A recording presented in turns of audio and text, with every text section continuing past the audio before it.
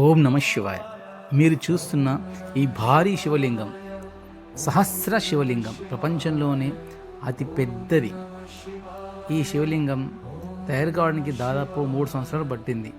ఈ శివలింగం తమిళనాడులోని మహాబలిపురం నుండి బయలుదేరి బీహార్లోని పాట్నా దగ్గరలో గల విరాట్ రామాయణ మందిరం అని నిర్మాణం జరుగుతుంది. ఆ మందిరం కొరకు ఈ శివలింగంని తమిళనాడులోని మహాబలిపురంలో తయారు చేశారట.